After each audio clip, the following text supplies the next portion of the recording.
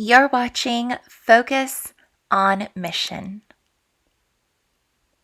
What a joy it has been to worship on the lawn with you almost every week. The finale for our worship on the lawn this season ends October 31.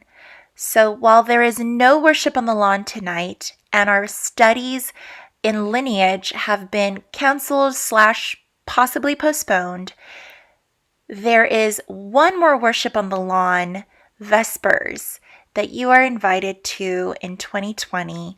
That is October 31, and we hope to see you there. Church board members, tonight we are meeting on Zoom at 7 p.m. Thank you for your leadership and presence.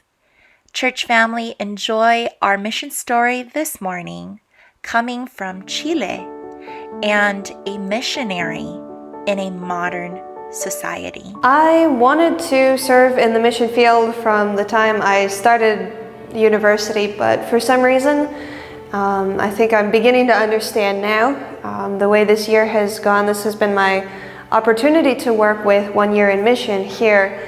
The program didn't exist when I started university in the States, but I always felt that I needed to finish my program there first. So I think God was asking me to wait for this time to serve here with the 1 year in mission team. Ultimately, I started thinking in earnest about serving after my 3rd year of university. So I started speaking with my professor. I worked for the professor of New Testament who is Chilean, and he told me about this project. It's a closed call.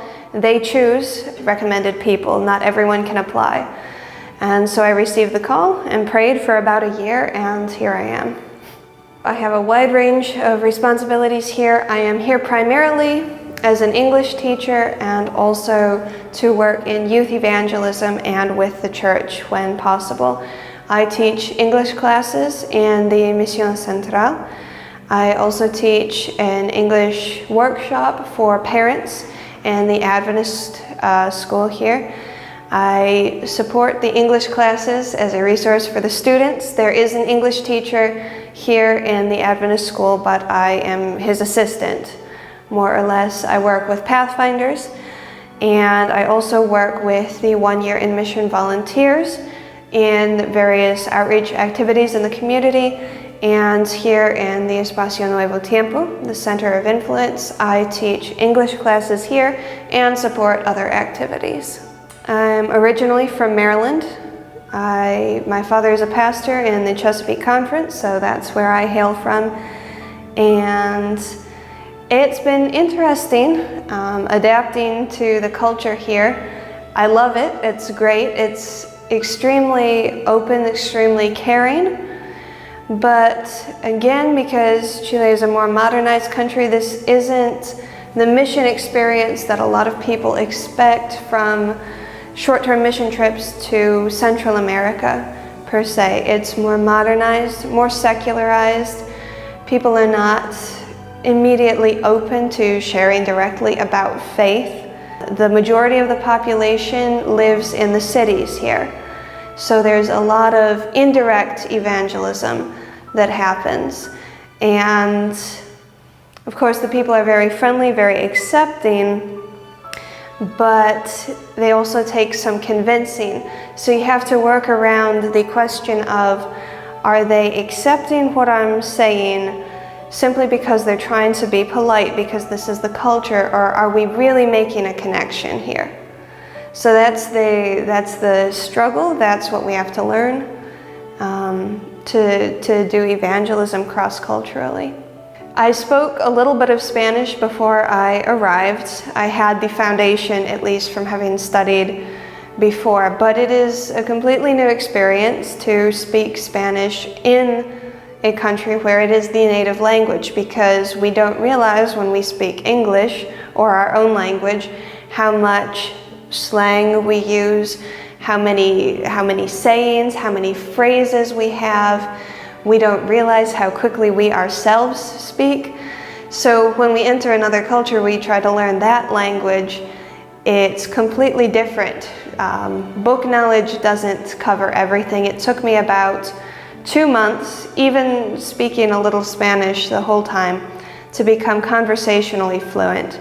At this point, I am capable of improvisation, capable of preaching in Spanish also, but it hasn't been easy. You wander around a lot of time feeling a little lost, not knowing exactly what all is going on every moment. But the people here are very patient, and it means so much in another culture when you honestly make the effort to communicate with people. One of the things that I've made a point to do, and that I would recommend for anyone serving in a foreign country, is not to speak your own language to an extreme in front of everyone. Not to go out of your way to speak English. There are English speakers in the high school where I work, but I speak to them in Spanish when I can. It makes a huge difference in developing the relationships with people.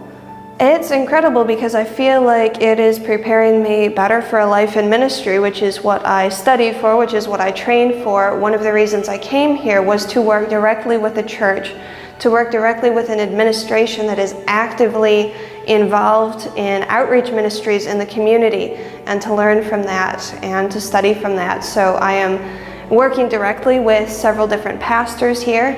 I have a lot of mentors, so to speak. I'm learning how to use different methods of ministry, and also it's an incredible blessing to be able to be in ministry and to have a second language.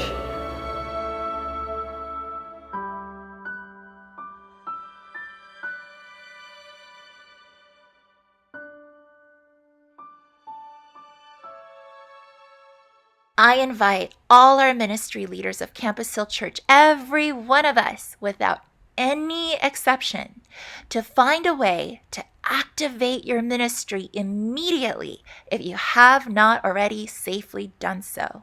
Do it yesterday. That's right. If you want to use your ministry platform on Zoom, I am here to help you one-on-one. You can email me at pastorschiff@gmail.com, and let's find a time to make it happen so that you feel confident and equipped to do what God has put on your heart to do for His kingdom on earth in the Campus Hill Church ministry.